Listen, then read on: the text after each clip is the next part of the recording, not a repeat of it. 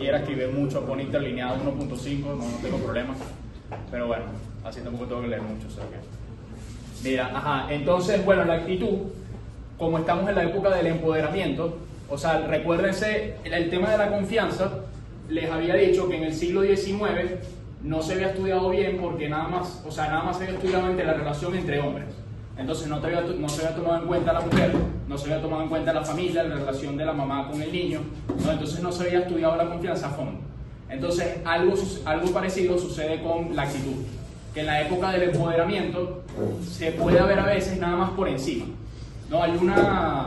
En el libro de Covey critica la ética de la personalidad y dice que en vez de trabajar el carácter, o sea, la actitud, en vez de ser una cuestión del carácter, de una disposición que yo tengo, porque he trabajado mi vida interior, porque he luchado por tener hábitos, es como un tema de proponérselo. O sea, ya cambiamos el tema de la autenticidad por el tema de la espontaneidad.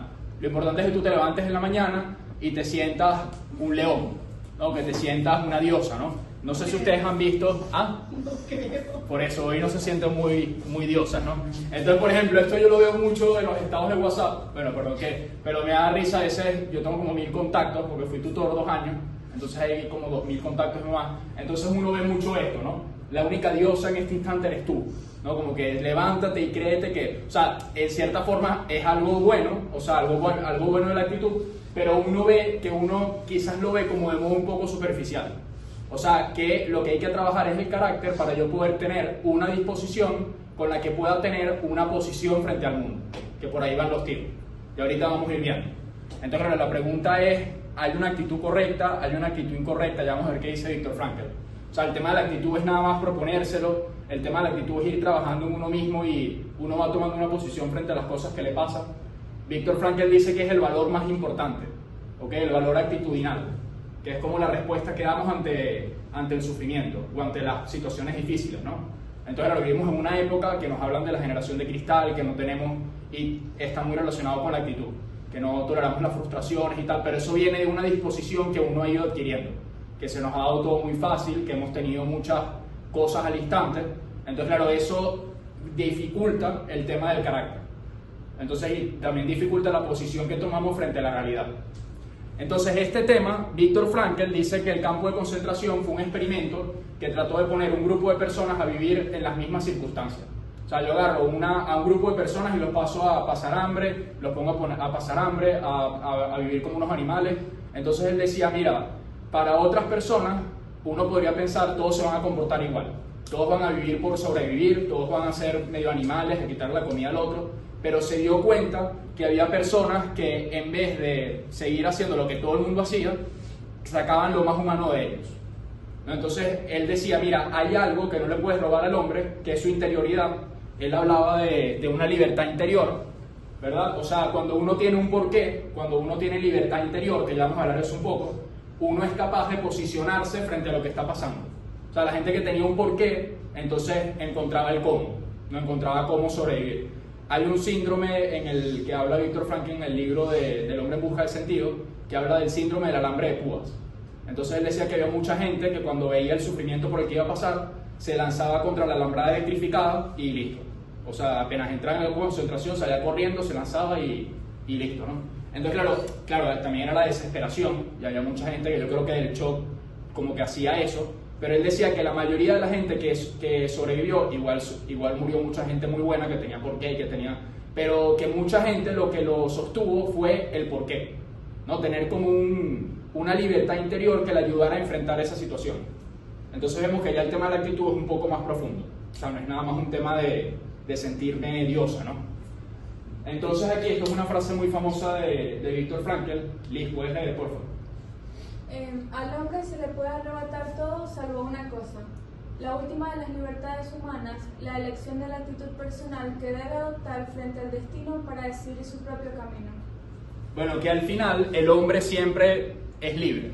O sea, cuando Viktor Frankl decía que la persona nunca enferma, cuando tú accedes al núcleo más profundo de la persona, o sea, cuando tú, por ejemplo, vives el silencio o vives el recogimiento interior y eres capaz de conectar con lo que tú eres. O sea, eso más profundo, eso no es capaz de arrebatártelo los nazis. O sea, te podían caer a golpes, te podían hacer muchas cosas, pero no eran capaces de acceder a ese, Ortega y Gasset lo llama el fondo insobornable, ¿no? Que ahí es donde yo tengo mis valores, mi misión, bueno, donde soy yo, ¿no? O sea, que yo creo que eso, fíjense que nuestra cultura tiene al hombre muy por fuera. O sea, el hombre siempre está haciendo cosas, siempre está con estímulos, siempre está que tiene que ser exitoso, que tengo que hacer plata. Entonces, claro, la capacidad de acceder a ese centro interior, o sea, como a ese fondo insobornable, a veces es muy difícil. Entonces la persona tiene poca capacidad de conocerse a sí mismo. Y claro, es muy fácil que se deje llevar. O es muy fácil que no tome una posición, ¿no? Porque Viktor Frankl lo que descubre ahí, que ya lo había descubierto antes estudiando psicología, era que el hombre tiene un mundo interior y que si lo cultiva es capaz de hacerle frente a lo que está afuera. Bueno, ya es capaz de cambiar lo que está afuera. ¿Ok? Entonces, la libertad, él habla de una libertad que es como la libertad más básica, que es cuando, por ejemplo, que el adicto creo que no lo tiene ni siquiera. O sea, la libertad es que yo tengo la capacidad de decir que no. O sea, que yo tengo una pizza, una Coca-Cola, yo soy capaz de decir que no para poder después tener una libertad para poder decirle que sí a un porqué. ¿Ok? Entonces está como esas dos cosas. La libertad es como poder decir que no. O sea, por ejemplo, como el estímulo, lo que veíamos antes del reactivo, y ya el para va un poco más arriba. Bueno, eso ya lo iremos viendo un poco más allá. Entonces, hoy la libertad se ve nada más como capacidad de elegir, ¿no? Pero la libertad, la dimensión más profunda, es la libertad interior. Por ejemplo, un tipo en una cárcel puede ser mucho más libre que cualquiera de nosotros aquí. O sea, porque ha cultivado una interioridad que quizás ninguno de nosotros tenemos. Entonces ese tema es interesante. O sea, ¿qué es lo que define realmente la libertad? ¿Tener mucho dinero y mucha plata y poder comprarme lo que quiera y poder consumir lo que quiera, o es otra cosa? Entonces la libertad interior viene de adentro, no de cosas materiales, sino que es otra cosa. Entonces la actitud se puede definir como el comportamiento que toma una persona frente a la vida. Es la postura corporal que se expresa por una emoción. Bueno, también esa es otra connotación. Es la posición que se toma frente a una situación. Que esto me gusta mucho a mí, es como tomar una posición frente a la vida. Ya iremos viendo. Entonces les pregunto, ¿hay una posición correcta? O sea, ¿hay una actitud correcta frente a la vida? ¿O todas las actitudes son correctas? No sé, la persona que está trabajando en sí misma, la persona que está sirviendo a otros, la persona que le importa nada más su bienestar o su físico, o la persona que está enfocada en otra cosa. O sea, ¿hay alguna actitud correcta? ¿Qué piensan ustedes? Yo creo que eso depende de perspectiva, porque lo que puede ser correcto para mí no significa que vaya a ser correcto para ella. O yo puedo tener una idea de lo que es correcto y ella puede tener una distinta. Quizás en algún momento hay una colisión de que, o sea, quedan en común algo, pero no siempre va a ser así. Puede también que por los valores de la cultura las personas vean algo correcto, pero en otra cultura no significa que sea así. Pero yo digo que hay actitudes, o sea, no sé si hay algo que sea correcto para todo el mundo, ¿no? O sea, porque hay muchas cosas que son correctas y muchas actitudes que no, pero hay cosas que son universalmente y como objetivamente incorrectas, que te llevan a, o sea, actitudes que te dejan a dejar de vivir, a ser más. Ok, eso es importante. Ahorita, ajá, Mervin. Yo creo que depende mucho del contexto. Tú hablabas al principio de la sociedad de la nieve, por ejemplo. Ajá. Ahí hay cosas que podríamos considerar en un contexto normal como incorrecto. Pero frente a esa situación, son actitudes para supervivencia y son catalogadas como correctas, como que tomar las decisiones que tienen que tomar. Sí, o sea, yo ahora te hago una pregunta. Carlos. Pienso que, o sea, hay actitudes que en todas las instancias y contextos de la vida son correctas. O sea, por ejemplo, el darse a los demás o el cultivarse uno mismo. Pero también hay actitudes que circunstancialmente, o sea, como lo que está diciendo Marvin, exactamente, o sea, que circunstancialmente pueden ser necesarias o correctas, pero que no tienen por qué serla todo el tiempo. Ok, o sea, por ejemplo, Mervin, en el campo de concentración era correcto la persona que quería sobrevivir y le robaba la comida a la otra gente, se ganaba el favor de los nazis maltratando a otros judíos. ¿Eso era una actitud correcta? No. ¿Pero por qué no? Si quería sobrevivir. Porque es individualista. Ajá. Bueno, ajá. ¿Qué? Es que yo no lo... O sea, la palabra que yo utilizo ya no sería correcta o incorrecta, sino válida. ¿Por qué válida? Porque eso ya tendría mucho que ver con la filosofía anterior, que es cuestión de perspectiva, puede coger bien también cuestión de contexto, pero no correcta o incorrecta, porque eso da una connotación de bien o mal. Ok, pero en ese momento entonces era una actitud válida. Era válida. Porque la situación que tenía, allí está pensando en sí mismo, en su bienestar, en sobrevivir. No está pensando en lo que voy a sobrevivir el otro, sino en mi propio bienestar. Allí es válido. Correcto o incorrecto, cuestión de un ser más allá superior. Sí, y le podrías agregar también más, o sea, no sé, por ejemplo, un padre que está esperando reunirse después del campo, o sea, después de lo que está sucediendo en el campo de educación, está esperando reunirse con su familia. Exacto. Y como medio utiliza lo que sea que encuentra para poder subir. O sea, por ejemplo, siento que hay muchos matices. Sí, que pueden dar, o sea, esa visión de correcto o incorrecto de una actitud. El mismo ejemplo sería con los sobrevivientes de la Sociedad de la Nieve. Ellos hablaban que no veían correcto alimentarse de los cuerpos de las personas ya fallecidas, pero tenían que hacerlo, porque se estaban sobreviviendo. Y es válido. Y eran personas ya fallecidas. Claro, pero fíjate que ahí hay algo pero distinto. por respeto, o sea, como la cultura de ellos o la religión que ellos tenían, sería velar a los muertos y no consumir su carne. Y ellos lo utilizaban era para sobrevivir. Muchos de ellos, o bueno, yo me vi varias entrevistas de los primos Strauss y hablaban de que ellos le pedían permiso y luego se disculpaban por utilizar los cuerpos para alimentarse. Y que ellos no le decían a los otros sobrevivientes de quiénes eran esos cuerpos por el mismo respeto y para que las otras personas no se sintieran mal. Y de igual forma ellos decían que utilizaban todo eso era para sobrevivir. Sofía, pero fíjate que ya hay algo distinto.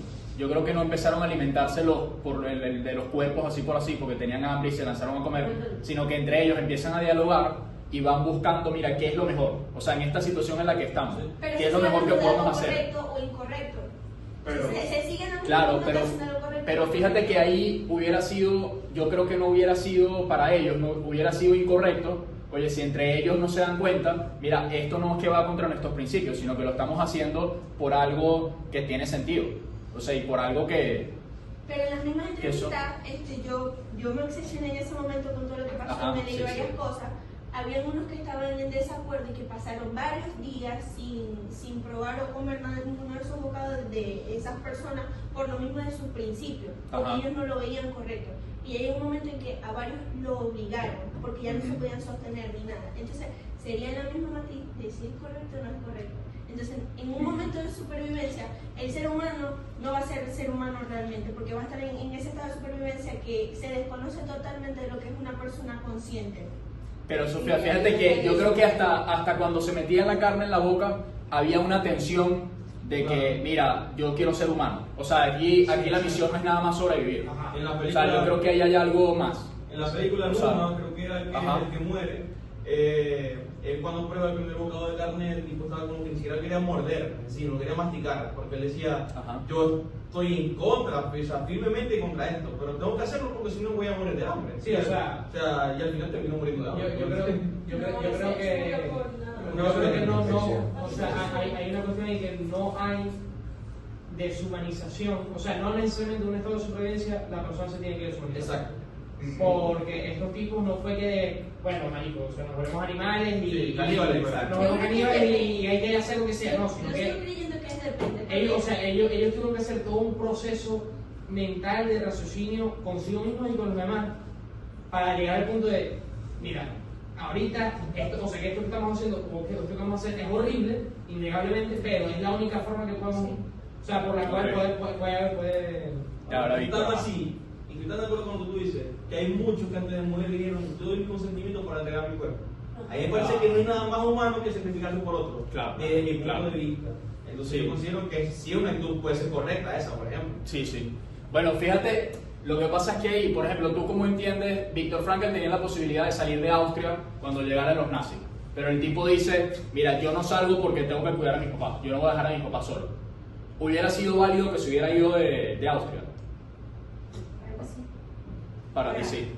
Ahora, correcto, para él... Que no es correcto o que es incorrecto es otra cosa.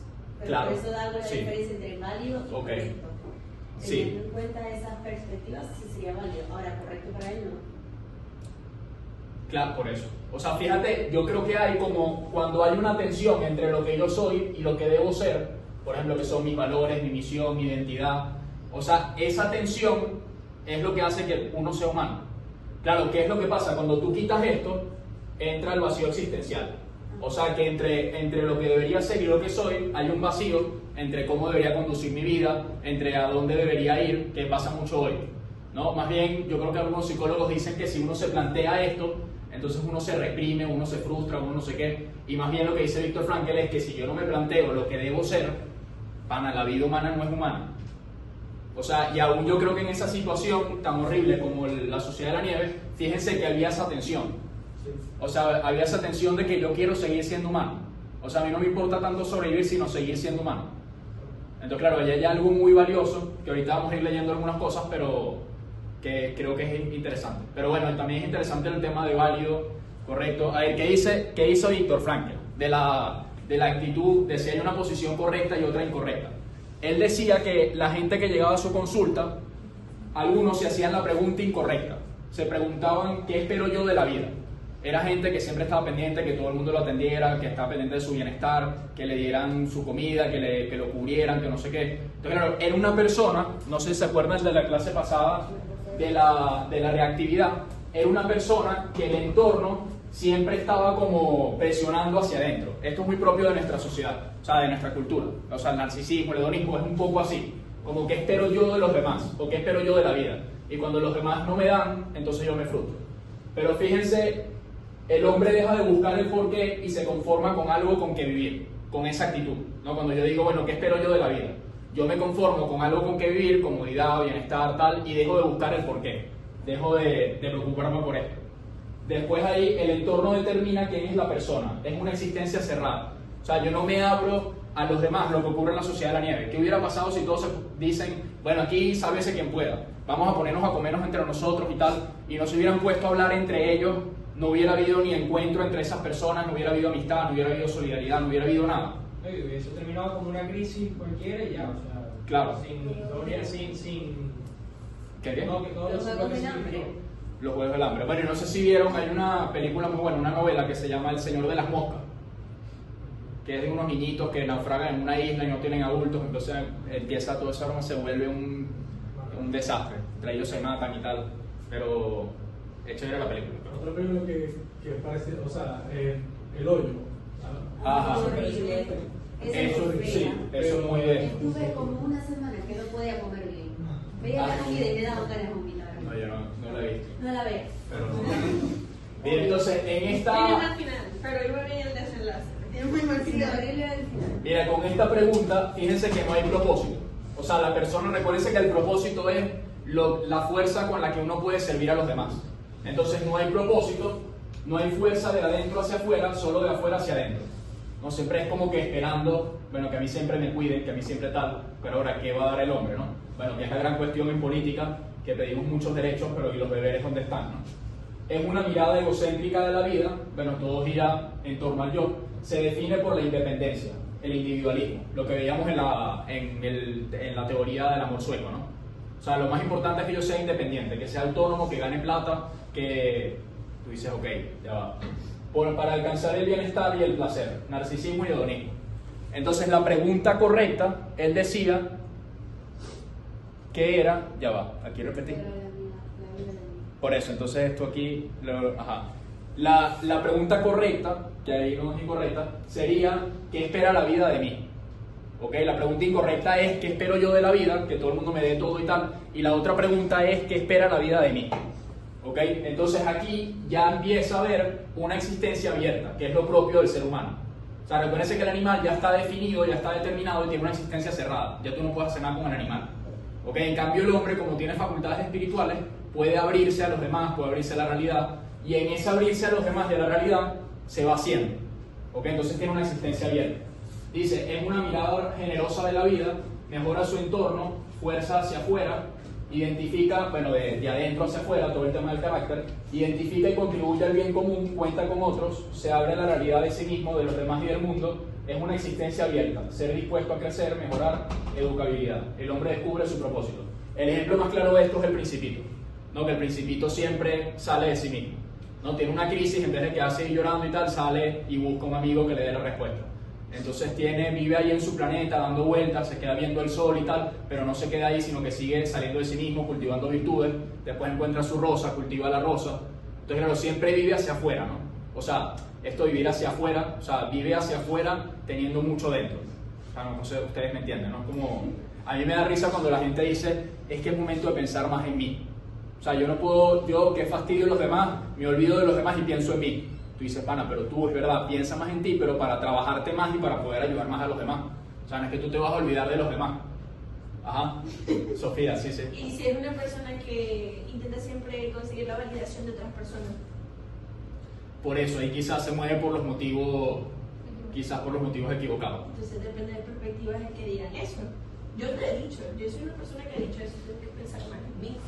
Pero claro, no, que creo que eso es bueno. O sea, por ejemplo, una persona que dice, mira, voy a dejar de no sé, dejarme llevar tanto por el ambiente, voy a empezar a leer un poco, voy a empezar a trabajar, a ser más ordenado, voy a empezar a ser más estudioso. Eso es trabajar en ti mismo, eso es pensar en ti.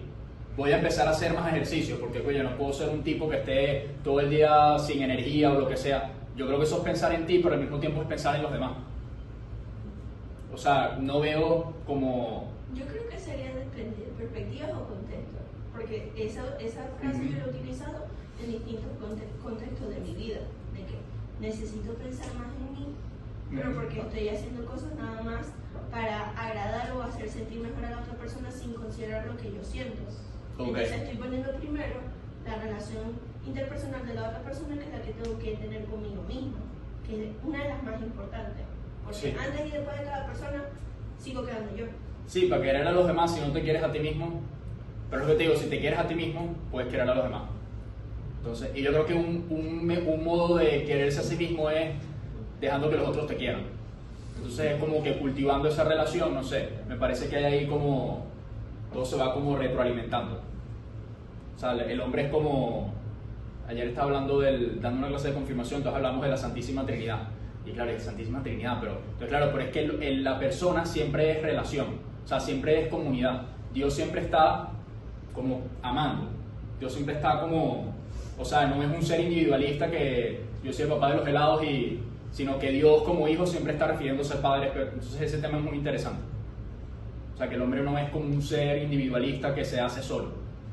Entonces, bueno, ahí eso... Hay un libro de San Agustín de la Santísima Trinidad que es muy interesante, que habla un poco de esos temas. Pero bueno, fíjense, hay un autor que se llama Alfonso López Quintás, y él tiene un libro que se llama algo así como El nuevo método para salir de las adicciones.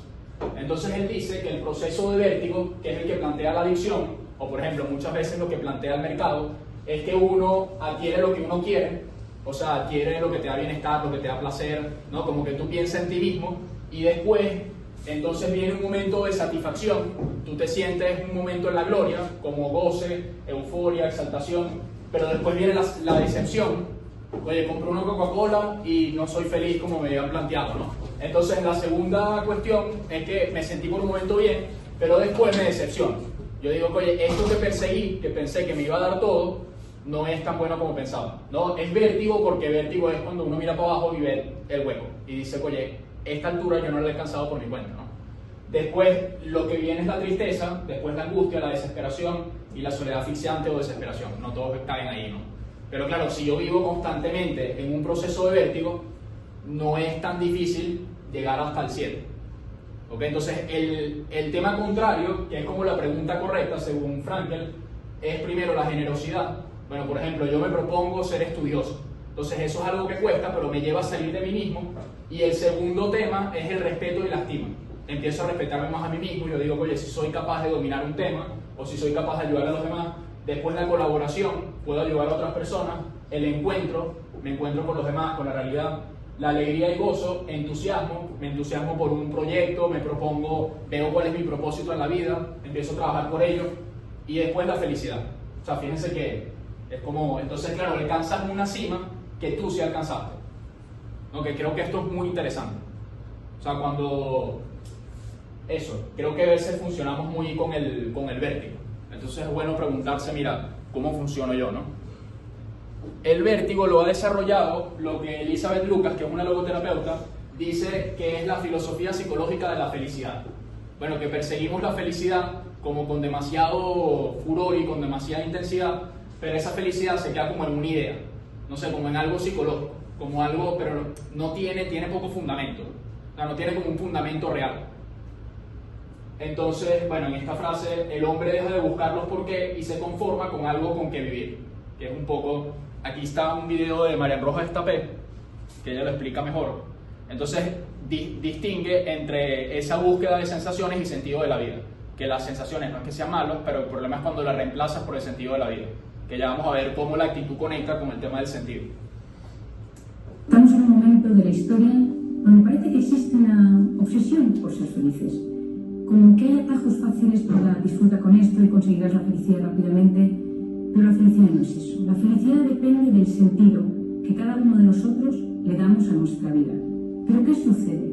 Que en una sociedad que ha perdido el sentido, en una sociedad que en muchas ocasiones ha perdido el rumbo, hemos sustituido el sentido de la vida por sensaciones. Esas sensaciones pueden ser masajes, comida, alcohol, redes sociales. No todo tiene por qué ser malo, pero es autodestructivo cuando sustituye el verdadero sentido de la vida.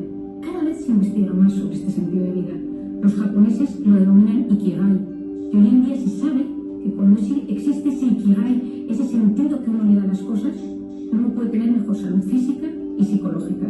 Incluso mejoran los marcadores cardiovasculares, pero también mejora la felicidad.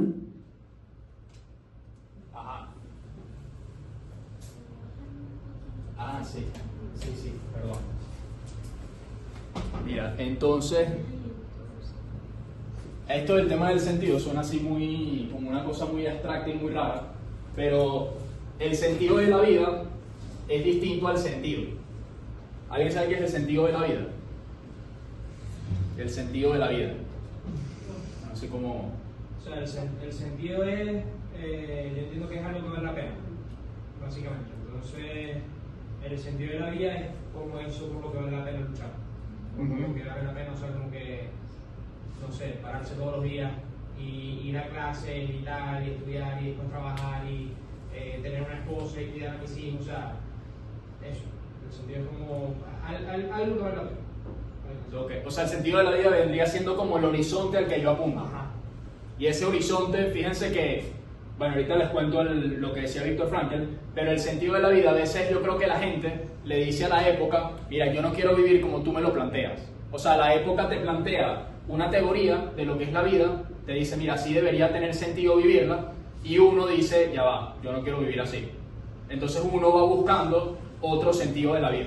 O sea, el sentido de la vida es como el horizonte al que yo me dirijo. Es como si te pararas en la vereda y ves así el sol al final y tú dices, mira, para allá voy yo. No es como... Sí, es como una teoría, es como el horizonte que yo voy persiguiendo. Y otra cosa es el sentido, que Viktor Frankl dice que es la interpretación del deber de una existencia concreta. Es decir, que es mi conciencia captando qué es lo mejor en cada situación. O sea, que en cada situación yo trato de escoger lo que apunta a mi sentido de la vida. Claro, para cultivar un sentido de la vida realmente valioso, o yo creo que, bueno, que válido, o no sé cómo, yo creo que hay que cultivarse. Porque claro, si el sentido de la vida está marcado por lo que me dice TikTok, entonces no habrá quizás mucho sentido, ¿no? Por eso quizás nuestra época es tan vacía en ese tema, ¿no? Porque no te plantea mucho lo que debo ser. O sea, yo creo que el sentido de la vida tiene que ver mucho con lo que debo ser. Entonces, cuando tienes una época donde eso no te habla nada, tú tienes que buscarlo, tienes que conseguirlo. Bueno, de hecho, Viktor Frankl, cuando tenía 13 años, una cosa que hace el profesor de biología, recuérdense que en ese momento había evolucionado mucho la ciencia. Entonces, las ciencias habían evolucionado cada una como ciencia particular, ahí no importaba mucho la filosofía. Bueno, con el positivismo y tal, la filosofía era como un cuento chino, que no importaba. Y entonces el profesor de biología en la clase decía que la vida se explicaba por un proceso de oxidación, que era como algo material, que vivíamos como un animal, como un ser vivo cualquiera, que después te degradabas y tal. Y Viktor Frankl se levantó de la clase y dijo, profesor, eso no puede ser, porque si no la vida no tiene sentido. Entonces, ¿qué hizo Frankl en ese momento? Le dijo al profesor, mira, ese planteamiento que tú me estás dando de la vida, no me parece que esté bien. O sea, y claro, ¿y qué fue lo que se puso a hacer Viktor Frankl? Empezó a estudiar biología, psicología, medicina, no sé qué, o sea, el tipo estudió de todo, o sea, empezó a buscarlo. Y entonces él mismo fue como encontrando el sentido. Fíjense que él dice que el sentido se descubre, está en la realidad. Entonces, claro, acompañado también con otra gente, uno va percibiendo, mira, qué es lo que vale la pena. ¿Ok? Entonces, eso es muy admirable de Viktor Frankl, ¿no? Dice, yo no voy a vivir de esa manera, el horizonte que me presenta es sumamente estrecho. Bueno, nuestra época también plantea un poco eso, como un horizonte muy estrecho. El adolescente empieza a vivir su vida y por eso ahí quizás aparece como con más fuerza, que el adolescente dice, mira, yo no voy a vivir como los adultos que estoy viendo porque veo que no hay mucha coherencia o lo que sea. Entonces el adulto, bueno, y también hay muchos adultos que nos ayudan a entender el sentido de la vida. Viktor Frankl decía que el hombre siente la angustia por llenar su vida de contenido, bueno, por ir llenando esto, eso ya lo veremos más adelante, y ocurre una rebelión del espíritu. O sea, la persona se opone frente a eso que parece que ya está determinado. Por ejemplo, en la Sociedad de la Nieve, su espíritu se rebeló ante ser animal. En vez de ponerse juntos a comerse, ¿no? O sea, sin plantearse nada, los tipos se resistieron a eso y dijeron, ya va, que es aquí lo propiamente humano. Entonces hubo una resistencia del espíritu, que es lo que hace que haya ética. Sin eso no hay ética. ¿Okay? Bueno, él lo compara con Freud, y Freud dice que, bueno, lo que dice en Psicoanálisis y Existencialismo, que es un libro de él, dice que Freud plantea que la ética comienza cuando el hombre empieza a satisfacer sus necesidades o sus impulsos, ahorita no ve, y en cambio la ética para Viktor Frankl empieza cuando uno se revela frente a eso. Y cuando uno dice, mira, ya va, yo no me voy a dejar llevar por mis instintos. ¿Por qué? Porque yo quiero hacer mi vida. Entonces uno se plantea otra cosa. ¿Ok? Entonces el tema aquí es cómo conectamos una cosa con la otra. Pero bueno, a esto vamos adelante. Ya que a veces me voy un poco.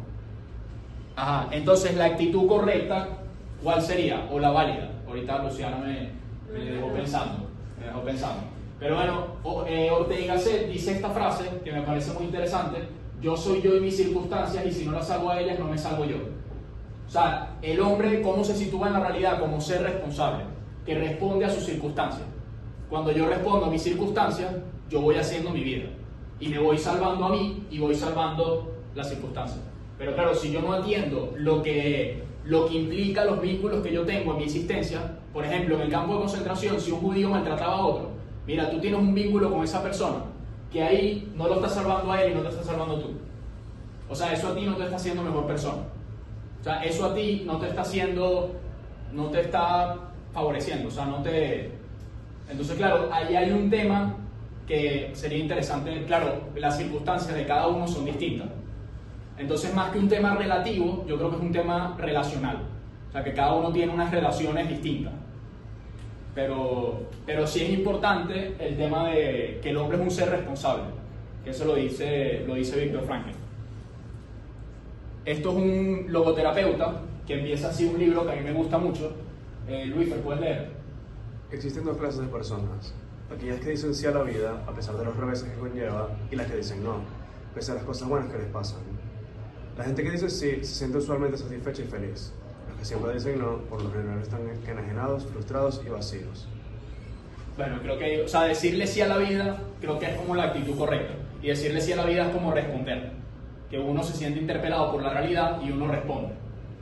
O sea, bueno, como veíamos con el video del coreano, ¿no? Que era una persona proactiva porque hacía cosas que iban de acuerdo a lo que debe ser, como a su misión. Entonces creo que tiene mucha relación con el tema del sentido. O sea, que realmente una persona que tiene una actitud como muy potente frente a la vida es una persona que trata de vivir de acuerdo a ese sentido de la vida, ¿no? Que a veces es complicado, ¿no? Y hay situaciones en las que es difícil. Este autor se pregunta, ¿cómo sé si algo tiene sentido?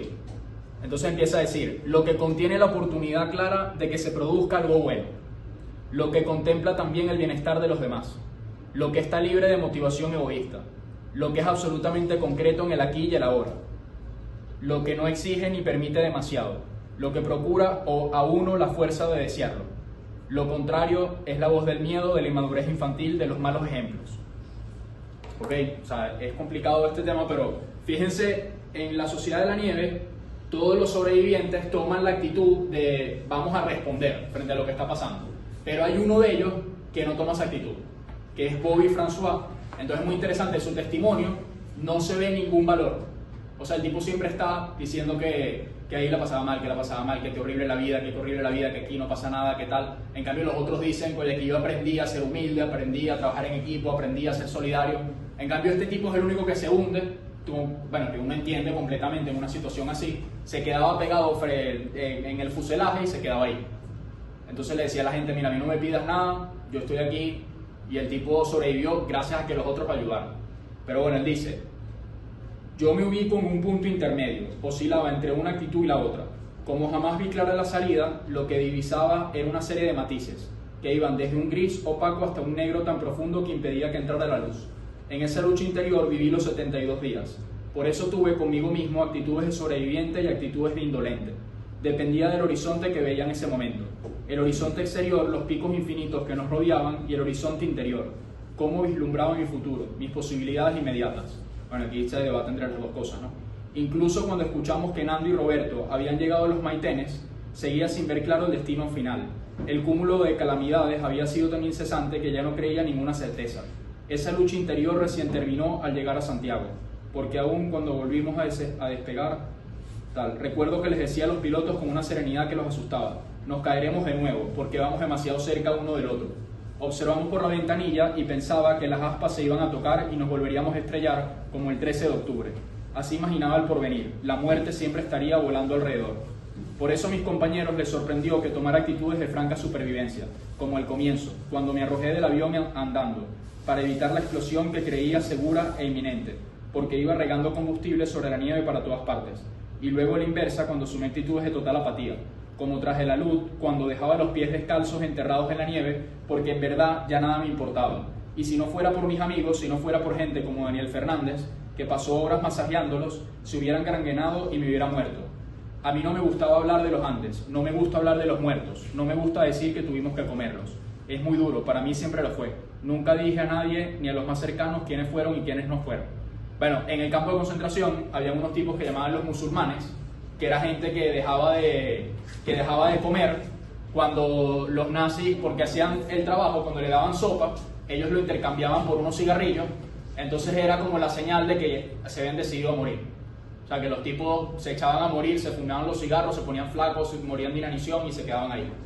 Entonces uno ve ahí un poco el ejemplo, como mira, yo me he hecho a morir. Claro, y lo interesante es que dice que tenía actitudes de sobreviviente. Pero, o sea, lo que pasa es que leer el testimonio completo. Pero tiene muchas cosas que uno dice, mira, quizás esta no es la manera de enfrentar esta situación.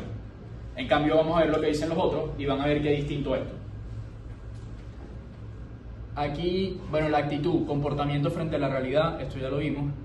Posición ante la vida, que surge de una persona ante una situación según las disposiciones que ha adquirido y desarrollado en su mundo interior.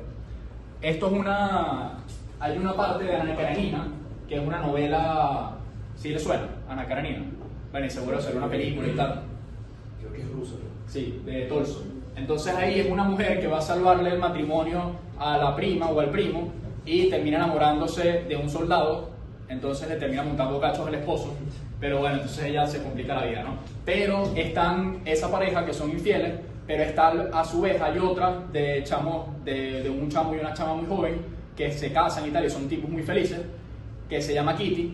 Entonces Kitty, fíjense lo que dicen sobre Kitty, que era una chama muy virtuosa. Tenía que atender a un enfermo que tenía cáncer, que estaba todo horrible, tenía que curarle las heridas y tal.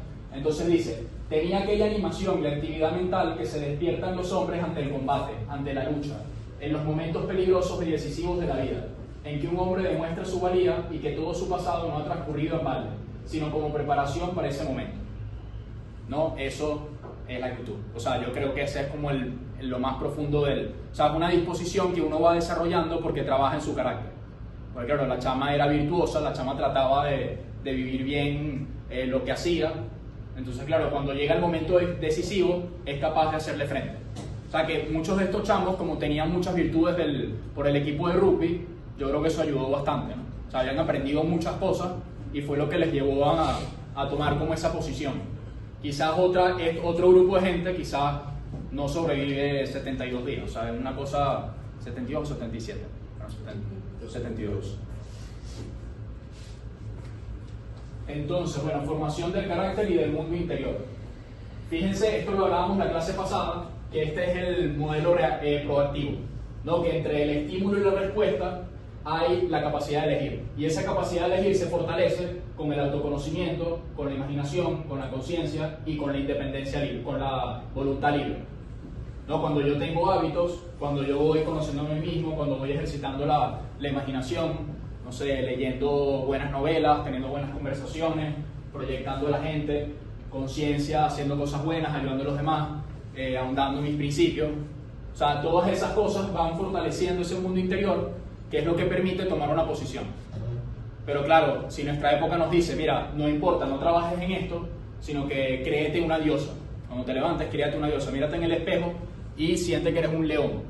Entonces, bueno, ya, pero si yo no soy un león, entonces eso también, bueno, es como, o sea, está bien sentirse un león, pero yo creo que hay algo como más, hay que ir un poco más profundo, ¿no?